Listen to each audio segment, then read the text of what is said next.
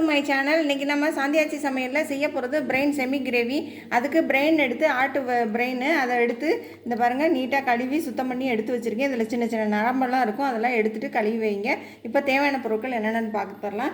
அப்புறம் சின்ன வெங்காயம் கொஞ்சம், பெரிய வெங்காயம் கொஞ்சம் எடுத்து வச்சுருக்கேன். அப்புறம் கரம் மசாலா, இது வந்து சீரகத்தூள், இது சீரகத்தூள், இது மஞ்சத்தூள், அப்புறம் இது மல்லித்தூள், இது வந்து மிளகுத்தூள், அப்புறம் தனி மிளகாத்தூள், உப்பு, அப்புறம் இஞ்சி பூண்டு பேஸ்ட்டு, அப்புறம் வந்து இது தக்காளியும் வெங்காயமும் அடித்து வச்சுருக்கேன், மிக்சியில் அடித்து வச்சுருக்கேன்.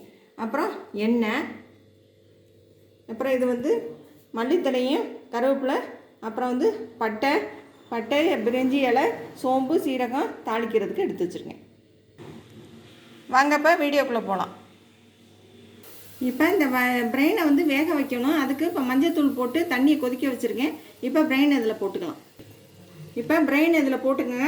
இது வந்து 2 நிமிஷம் வெந்தால் போதும், ரொம்ப குழஞ்சி போயிடாமல். இது 2 நிமிஷம் ஒரு இந்த பக்கம் ஒரு பெரட்டு, அந்த பக்கம் ஒரு பெரட்டு பெரட்டி நான் இப்போ வேக வச்சுட்டு இப்போ காமிக்கிறேன். இப்போ பிரெயின் வந்து நல்லா வெந்துருச்சு. இப்போ வந்து நம்ம உடஞ்சிடாமல் ரொம்ப கிண்டி விட்டுறாதீங்க, கிண்டினா உடஞ்சி போயிடும். இதை அப்படியே வேறு ஒரு சட்டிக்கு ட்ரான்ஸ்ஃபர் பண்ணிக்கலாம். இப்போ நம்ம பிரெயின் கிரேவிக்கு நம்ம வந்து தாளிக்க போகிறோம்.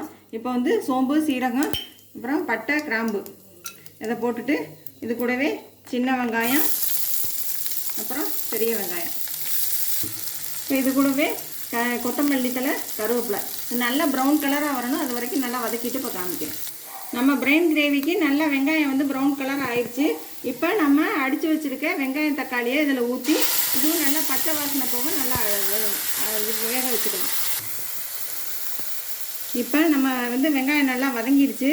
இப்போ இது கூட மஞ்சத்தூள் போட்டுக்கலாம்.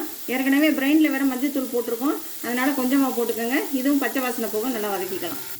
இப்போ இஞ்சி பூண்டை போட்டு இதையும் நல்லா பச்சை வாசனை போக நல்லா வதக்கிக்கலாம். இப்போ இஞ்சி பூண்டு நல்லா பச்சை வாசனை போயிடுச்சு. நம்ம மிளகாத்தூள் காரத்துக்கு தகுந்த மாதிரி போட்டுக்கோங்க. நான் 1 ஸ்பூன் போடுறேன். அப்புறம் மல்லித்தூள் 1 ஸ்பூனு. இதுவும் பச்சை வாசனை போக வதக்கிட்டு இப்போ காமிக்கிறேன். இப்போ நல்லா பச்சை வாசனை போயிடுச்சு, எல்லாம் மிளகாத்தூள்லாம் பச்சை வாசனை போயிடுச்சு. நம்ம இப்போ வேக வச்ச தண்ணி, பிரெயின் வேக வச்ச அந்த தண்ணியை ஊற்றி இதை கொஞ்சம் வேக விட்டுறலாம். மூடி போட்டு இப்போ வேக விட்டுறலாம். இப்போ பிரெயினை போட்டுக்கலாம். நல்லா நடுக்கொதி வந்துருச்சு. இப்போ பிரெயினை போட்டு இதை வந்து சிம்மில் வச்சு ஒரு 5 நிமிஷம் வேக விடுங்க. ரொம்ப நேரம் வேக விடாண்டா குழஞ்சி அப்படி வந்து கொலன்னு ஆயிரும். அதனால் அதை ரொம்ப பெரட்டாமல் லேசாக பெரட்டி விட்டுக்குங்க. இப்போ இதை வந்து 2-3 நிமிஷம் கொதிக்க விட்டு திரும்ப ஒரு காமிக்கிறேன்.